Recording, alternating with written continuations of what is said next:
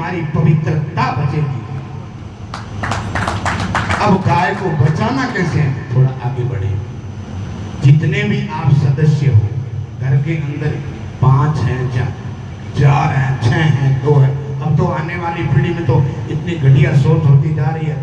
आज के 20 वर्ष के बाद जो इस समय युवा की सोच चल रही है, आज के 20 वर्ष के बाद हमारी भविष्यवाणी है, आने वाले समय में ना चाचा मिलेगा, ना ताऊ मिलेगा, ना बुआ मिलेगी, ना मौसी मिलेगी, ना,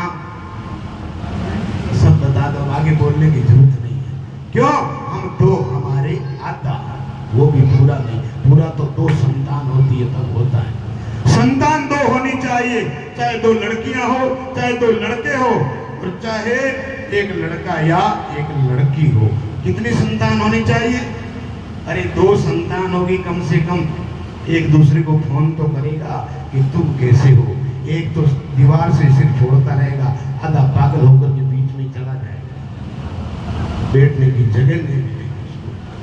आप लोग जन्मदिन मनाते हो, बहुत आज हमारा दिल खुश हुआ है। हम किशन लाल जी पारीक के घर में बैठे हैं, आज इन्होंने अपनी पोती का जन्मदिन मनाया है। कौन सा पाठ करके? एक गाय की सेवा दे करके, एक परिवार को इकट्ठा करके, भगवान को भोग लगा करके और अखंड ज्योत करके आप लोग सुंदरकांड पढ़ते हो। हनुमान जी लंका में प्रवेश करते हैं, हनुमान जी ने लंका नहीं कहा, क्या कहा? कभी पढ़ा है, मंदिर मंदिर प्रतिकर जोधा, देखें जैते अग्निज जोधा, गयं दशानन मंदिर माई, अति विचित्र कहीं देखे नाई। हनुमान जी ने राक्षसों की नगरी नहीं कहा, उस नगरी को क्या कहा है? मंदिर कहा है। मंदिर क्यों कहा है? हम करोड़ों रुपया लगा के मंदिर बनाते हैं और जब तक उसमें मूर्ति विराजमान नहीं करते तब तक उसको कोई हाथ नहीं जोड़ता, और मूर्ति विराजमान हो जाती है। रामलला वहीं थे, अयोध्या वहीं थी, लेकिन आज 3 लाख 3.5 लाख रोज लोग जाकर के मत्था टेक रहे हैं, प्रणाम कर रहे हैं, क्योंकि हमारे रामलला विराजमान हो गए। ऐसे ही निरीक्षण रूपी मूर्ति रूपी लंका में विराजमान थी, इसलिए मंदिर का है। अपने घर को मंदिर बनाइए, अपने शरीर को मंदिर बनाइए। जितने सदस्य हो 10 रुपया रोज गाय के लिए निकालिए।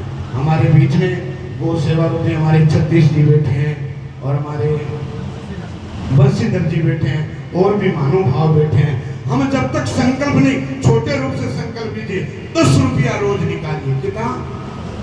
अब सालाना कितना होता है? हम तो पुराने पुराने बार दिया 36, 360 रुपया होगा, तो 3600 रुपया एक आदमी का हो जाएगा साल का। 10 रुपया रोज निकालोगे, ठीक है? आपके बच्चे का जब जन्मदिन आता है, आप गौशाला जाइए, चाहे गांव में है, चाहे दिल्ली में है, कहीं भी उन 3600 रुपयों लेकर के पति पत्नी उस बच्चे को लेकर जाइए, हरा चारा गुड़ गाय को खिलाइए। मैं दावे के साथ कहता हूँ, लोग कहते हैं शनि की दशा चल रही है, लोग कहते हैं केतु की दशा चल रही है, लोग कहते हैं राहु की दशा चल रही है। ये आप प्रयोग करके देखिए, जिस दिन बच्चे का जन्मदिन आता है 3600 रुपया लेके जाइए, हरा चारा खिलाइए, गुड़ खिलाइए, और गौ माता के चरणों में दंडवत बच्चे को प्रणाम कराइए, गाय की परिक्रमा करिए, और गाय के पूंछ से बच्चे को झाड़िए। आपकी जो दिन दशा चल रही है, वो जन्म कुंडली की दिन दशा सारी की सारी समाप्त हो जाएगी।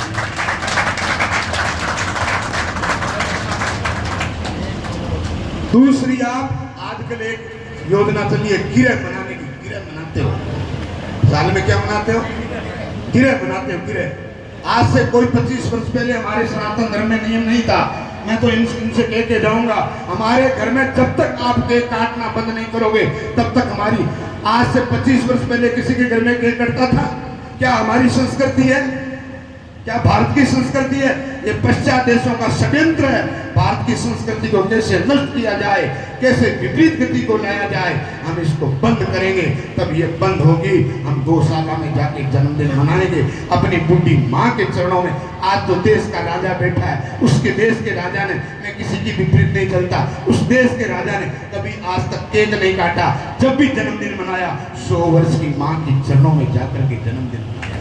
जन्मदिन मनाना है, अपने माँ के चरणों में मनाइए, गौ माता के चरणों में मनाइए। इसलिए 10 रुपया रोज निकालिए। कितना रुपया? 3600 रुपया एक आदमी का होता है। और 100 आदमी भी ऐसे हमारे छत्तीसी के इनके साथ जुड़ जाएंगे, मंडली के साथ, 100 आदमी का 3.5 लाख रुपया साल का होता है। मात्र 10 रुपया निकालने से हम गौशाला चला रहे हैं, मात्र 6 रुपया निकालने से छत्तीस जी हमारे गांव में 700 घर है, 6 रुपया रोज निकालते हैं। एक आदमी का 2100 रुपया होता है और साल का 14 लाख रुपया आ जाता है गौशाला। कितना?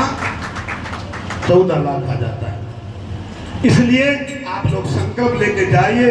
आप जो एनिवर्सरी मनाते हो, साल की जो तिथि आती है, गौशाला जाइए, 10 रुपया निकालिए और अपनी माँ की सेवा करने के लिए, माँ को बचाने के लिए, क्योंकि अर्थ की व्यवस्था जरूरी है।